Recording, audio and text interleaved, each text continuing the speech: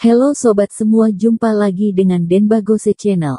Bagaimana kabar sobat semua? Sebelum kita mulai cerita ini, ayo silakan subscribe, like, komen, share dan nyalakan loncengnya untuk mendapatkan notifikasi terbaru ketika Mimin upload videonya. Bab 1247 dihukum ke neraka tingkat 18. Galihsu, apakah kamu sedang mencari kematian? Kamu berani menyinggung pengusaha terkenal di kota. Investasi kabupaten kita hampir hancur gara-gara kamu. Jabatan kepala desa kamu ini tidak perlu dijabat lagi. Kamu bisa pergi ke kejaksaan untuk mengundurkan diri besok. Kamu menggelapkan 300.000 yuan uang pembangunan jalan desa. Apakah menurutmu aku tidak tahu? Halo, Sekretaris Sun. Aku.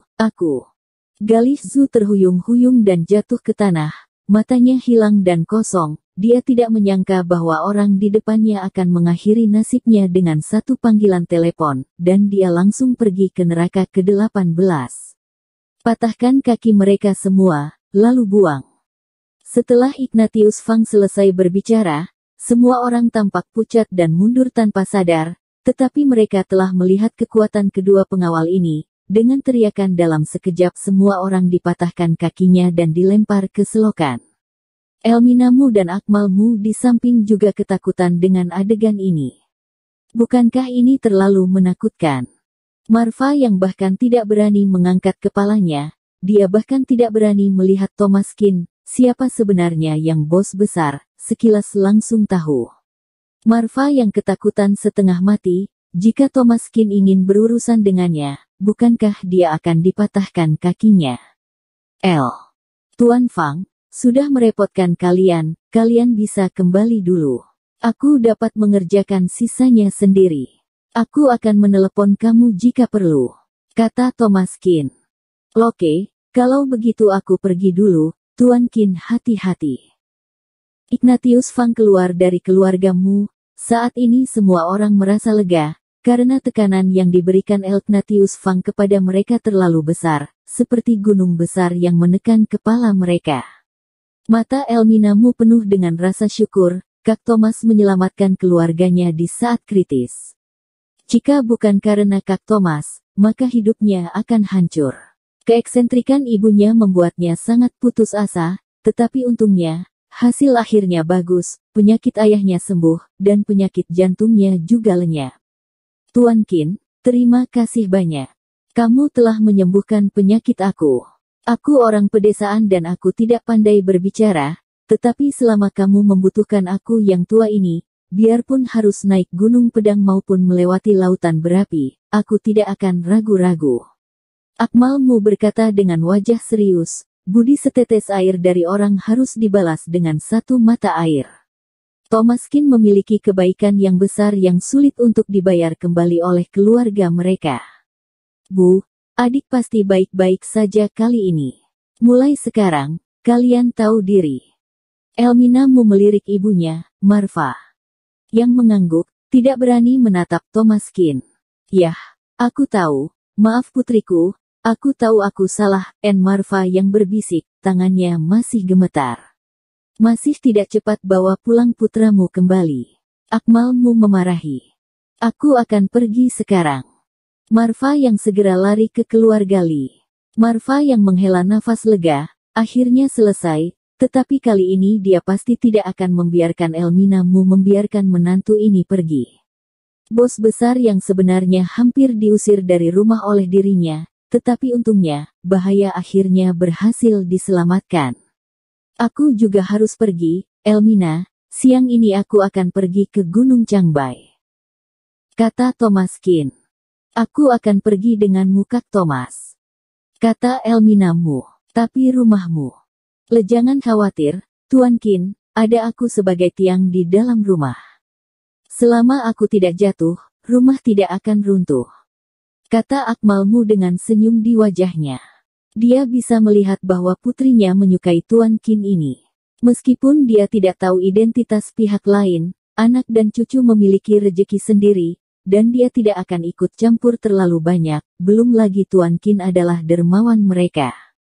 Kak Thomas, jangan khawatir, aku besar di hutan, dan aku juga sangat lihai. Aku tidak akan merepotkan kamu.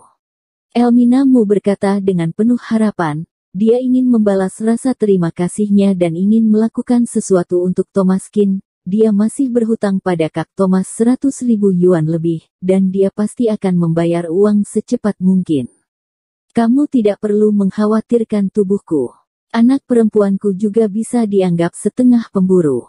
Begitu sampai di hutan tua, dia mungkin tidak lebih buruk dari laki-laki. Hahaha. Akmal Mu berkata sambil tersenyum. Dia secara alami bisa melihat pikiran putrinya. Thomaskin mengangkat bahu dan berkata, jika dia bersikeras, dia pasti akan merasa tidak nyaman di hatinya, akan lebih baik mengikuti keinginannya dan bisa memiliki teman.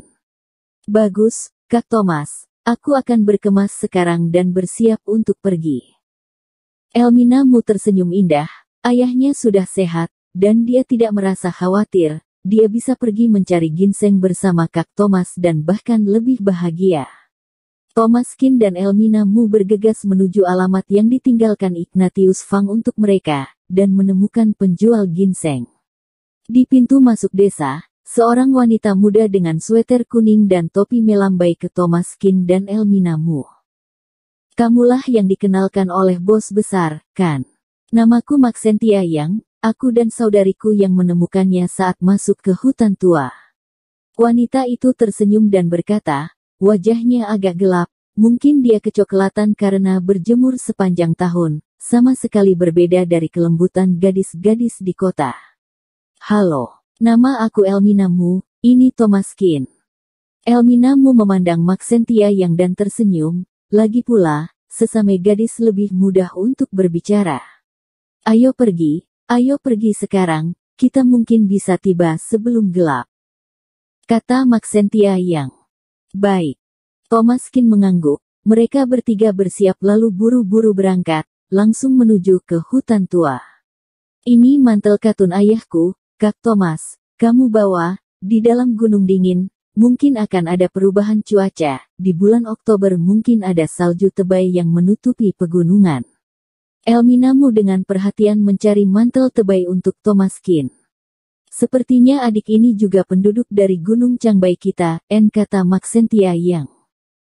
Ya, rumah aku jauh sekali, dan industri pariwisata belum berkembang, tapi bisa dikatakan sebagai area hutan tua juga. Elmina Mu mengangguk. Oktober akankah salju menutupi gunung? Haha, sungguh menakjubkan. Thomaskin tersenyum, meski terdengar sedikit menakutkan, dia jelas tidak berhak mempertanyakan kebijaksanaan penduduk setempat. Mereka bertiga dengan cepat memasuki gunung, memanfaatkan sinar matahari penuh di sore hari, dan deretan pohon tua yang mengelilinginya terus terlihat oleh mata Thomaskin. Hampir semuanya adalah pohon tua berusia ribuan tahun, hutan purba di Gunung Changbai merupakan objek utama perlindungan nasional. Selain memungkinkan penduduk desa untuk memasuki pegunungan untuk berburu dan mengumpulkan obat-obatan, penebangan kayu tidak diperbolehkan sama sekali. Pepohonan besar berdiameter puluhan meter menutupi langit dari matahari, dan hanya sedikit sinar matahari yang menyinari hutan lebat. Setelah mendaki gunung, Thomaskin jelas merasa sedikit kedinginan, sepertinya lebih rendah dari suhu luar. Setelah kita memasuki hutan tua pegunungan, kita harus berhati-hati, harus lebih berhati-hati terhadap suhu dan tumbuhan di sekitar. Tapi untungnya, dalam jarak belasan kilometer, tidak ada hewan buas berskala besar. Elmina Mu berkata kepada Thomaskin. Adik telah mengatakan semua yang ingin aku katakan. Jika demikian, aku tidak perlu berkata lagi.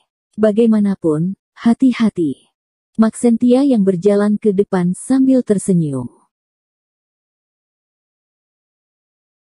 Bersambung. Terima kasih kepada kalian yang telah menonton video ini. Jangan lupa tekan tombol subscribe-nya dan nyalakan notifikasinya untuk mendapatkan video-video seru lainnya dari channel Denbagose.